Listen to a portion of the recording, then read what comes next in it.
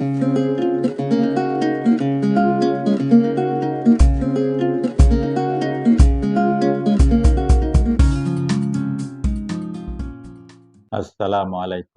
warahmatullahi wabarakatuh.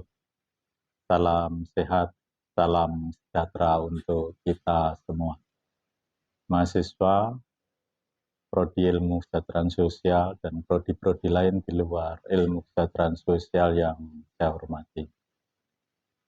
Saya ingin berpartisipasi juga saat ini terkait dengan pesta demokrasi yang sedang marak-maraknya, yang akan diselenggarakan nanti pada tanggal 14 Februari 2024. Mengapa juga saya ingin menyampaikan terkait pesta demokrasi ini, karena kita melihat fenomena yang terjadi di tengah kehidupan kita, khususnya terkait dengan kesejahteraan sosial. Kita melihat, sudah memahami semua bahwa debat calon presiden, kemudian juga debat wakil presiden yang sudah diselenggarakan 3 kali itu belum atau tidak sama sekali membahas mengenai kesejahteraan sosial masyarakat. Padahal kita tahu bahwa kesejahteraan sosial ini yang harus diupayakan oleh pemimpin-pemimpin yang akan datang, wakil presiden dan wakil presiden, jadi presiden dan wakil presiden harus mempunyai program-program tertentu sehingga akan bisa meningkatkan kesejahteraan sosial warga masyarakat Indonesia ini. Namun demikian, dari perdebatan yang ada belum sama sekali tidak menyentuh terkait dengan kesejahteraan sosial. Oleh karena itu, saya ingin berpartisipasi di dalam pesta demokrasi ini terkait dengan ilmu saya, yakni ilmu kesejahteraan sosial. Kalau kita melihat, dan juga beberapa orang ya sudah kasak kusuk di mana-mana gitu ya, di rumah-rumah, di ketua RT, ketua RW ya, atau di pondok pesantren, ada juga di masjid-masjid, itu hampir semuanya berkusak kusuk gitu ya, untuk bisa menjadi anggota dewan baik di tingkat daerah maupun tingkat pusat ya. Juga di antara mereka menawarkan gitu ya, menawarkan sesuatu atau memberikan sesuatu terkait dengan janji-janji yang dia lakukan gitu ya. Misalnya akan membangun ini, membangun itu, memperbaiki ini, memperbaiki itu gitu ya.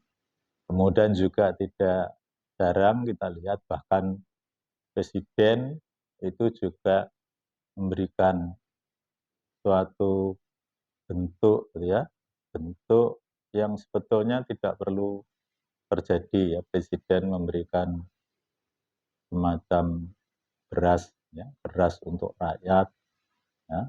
Kemudian wakil presiden juga memberikan kaos ini itu yang tujuannya untuk bisa dipilih. Dalam hal ini saya ingin menyampaikan atau menjelaskan terkait dengan ilmu kesejahteraan sosial. Ilmu kesejahteraan sosial yang awal-awal dulu saya jelaskan bahwa tatkala di abad ke-15 dan 16, konsep kesejahteraan sosial itu adalah tupul bil ya. Jadi tupul bil itu adalah memberikan ya. Tatkala di negara Eropa, Inggris, kemudian Prancis dan Jerman melakukan revolusi industri, maka banyak sekali orang-orang yang kemudian kehilangan pekerjaan, dan kemudian pemerintah, lembaga-lembaga tertentu memberikan bantuan berupa makan atau bahan makan, sandang, dan papan yang saya sebut sebagai shelter. Ya, jadi penampungan sementara. Itu dilakukan karena mereka memang betul-betul membutuhkan ketiga hal itu. Ya. Namun demikian, kalau kita melihat itu di zaman sekarang, sebetulnya apa yang dilakukan oleh presiden, kemudian juga pendukung-pendukung presiden, wakil presiden, ya, kemudian kampanye di berbagai tempat memberikan bantuan, kaos, kemudian sembako, itu kurang tepat, ya, kurang tepat itu atau salah sasaran, gitu. Karena yang dibantu itu bukan, ya, betul-betul membutuhkan tentang itu, ya, dan ada niat yang kurang baik bahwa bantuan-bantuan yang diberikan itu harapannya untuk dipilih. Ini yang sebetulnya berseberangan dengan konsep tupul pil. Ya. Jadi kalau tupul pil di awal abad 16, mungkin sekarang juga ada, bisa kita lakukan adalah memberikan bantuan berupa pangan, kemudian sandang, dan papan, itu tidak ada kaitannya dengan misalnya harus memilih partai tertentu atau orang tertentu untuk menjadi anggota dewan atau presiden dan wakil presiden. Nah, oleh karena itu, dengan model memberikan bantuan ini, sesungguhnya dampak-dampak negatif dari konsep kesejahteraan sosial menjadi ada, distorsi dari ilmu kesejahteraan sosial kemudian muncul, yakni bahwa dengan adanya bantuan-bantuan ini kemudian menimbulkan ketergantungan. Jadi orang menjadi tergantung kepada bantuan-bantuan itu atau bantuan-bantuan tersebut. Dia tidak mandiri, ya, tidak bisa mencari upaya sendiri bagaimana untuk mendapatkan itu. Atau kita lihat misalnya orang-orang yang sekarang itu mengikuti kampanye-kampanye itu, orang itu hanya berebut bantuan, kemudian tidak mengikuti apa yang disampaikan oleh calon wakil presiden dan presiden itu, ya, atau calon anggota dewan itu, ya, begitu dapat dia pergi, saya lihat seperti itu. Nah, ini menunjukkan bahwa apa yang diberikan, bantuan-bantuan yang diberikan itu tidak sama dengan konsep ilmu kesejahteraan sosial yang dulu yang kita sebut dengan tupul pil itu.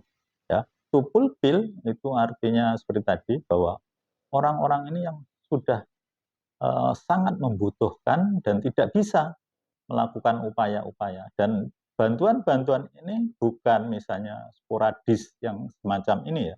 Jadi bantuan yang diberikan tatkala pemilu 5 tahun sekali ini sporadis, ya, ya, ngawur gitu, ya, tidak sistematis gitu, ya. Tapi kalau misalnya tupul pil dalam ilmu kesejahteraan sosial itu tidak sporadis, ya, kontinu, karena mereka memang membutuhkan.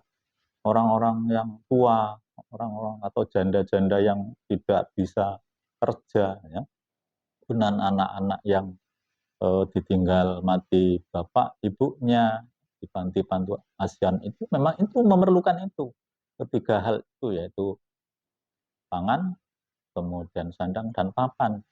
Ya, ini kalau cuma dibantu 5 tahun sekali, menurut saya kurang tepat, ya. Jadi kurang tepat. Oleh karena itu konsep kesejahteraan sosial ini kalau memberikan bantuan bukan sporadis tetapi harus kontinu. Seperti tadi saya katakan bahwa bantuan-bantuan yang diberikan 5 tahun sekali oleh para calon presiden dan wakil presiden termasuk anggota-anggota DPR itu kemudian menimbulkan dampak negatif yang besar. Oleh karena itu, ini menurut kita itu tidak tepat, ya, tidak tepatnya karena bukan memberikan atau meningkatkan kesejahteraan masyarakat, justru menimbulkan ketergantungan. Bahkan menurut kita itu justru pemiskinan, ya. Jadi orang itu dimiskinkan karena hanya dibantu yang sesungguhnya di dalam ilmu kesejahteraan sosial itu salah satu konsep yang bagus gitu ya, bahwa untuk bisa memenuhi kebutuhan sandang papan pangan ini orang itu harus berdaya, ya. Oleh karena itu pemberdayaan ini penting bagi kita semua. Tatkala berdaya, kemudian dia bisa bekerja dan kemudian mendapatkan penghasilan dan bisa memenuhi kebutuhan sendiri. Ini yang menurut saya sangat cocok kita lakukan untuk meningkatkan kesejahteraan sosial. Tatkala kita melihat hiruk pikuknya presiden, wakil presiden yang membawa bantuan berupa beras dan lain-lain itu sesungguhnya merupakan kecacatan dari konsep, ya, cacat dalam ilmu kesejahteraan sosial. Meskipun tupul bil itu betul, tetapi tupul bil yang dimaksudkan di dalam ilmu kesejahteraan sosial itu tidak seperti yang dilakukan oleh presiden, wakil presiden, atau juga anggota dewan yang selama ini kita lihat. Jadi ya, tupul bil harus dilakukan secara melembaga oleh pekerja-pekerja sosial, sehingga apa yang diberikan itu, bantuan-bantuan yang diberikan itu bisa tetap tepat sasaran, tidak menyimpang, tidak dilandasi dengan niat-niat yang negatif menurut saya gitu ya. Jadi memberi bantuan kemudian memberi bantuan tertentu kemudian ada niat pilihlah aku, ini sebetulnya bertentangan dengan konsep tupul bil di dalam ilmu kesejahteraan sosial. Mudah-mudahan ya nanti presiden yang akan datang itu mengharamkan itu model tupul bil itu, yang atau memberikan bantuan yang 5 tahun sekali itu. Di Amerika kita lihat tatkala wakil presiden dan presiden itu berkampanye di berbagai tempat, tidak ada yang memberi sembako yang semacam ini. Di tempat-tempat lain pun kita lihat waktu Malaysia melakukan pemilihan umum juga tidak memberi atau membawa bantuan sembako untuk dipilih oleh rakyatnya. Mereka kemudian mengadu ya, argumen, mengadu program bagaimana kira-kira mensejahterakan masyarakat. Program-program yang mungkin rasional, yang cocok dan tepat ya di masa yang akan datang, kemudian orang memilih yang mempunyai program itu, baik presiden maupun wakil presiden atau anggota legislatif, DPR, MPR itu ya. Jadi seperti itu. Kalau di sini itu sudah layak untuk dikesampingkan atau ditinggalkan karena orang memilih pemimpin itu adalah memilih orang yang tepat, yang bisa mensejahterakan seluruh masyarakat Indonesia, bukan memilih kemudian mendapatkan bantuan atau diberi bantuan kemudian memilih. Ini adalah konsep yang menurut saya kurang tepat. Mudah-mudahan ini ada manfaatnya, bisa diterima, dan pilihlah presiden, wakil presiden yang program-programnya ke depan bisa mensejahterakan kita semua. Terima kasih. Assalamualaikum warahmatullahi wabarakatuh.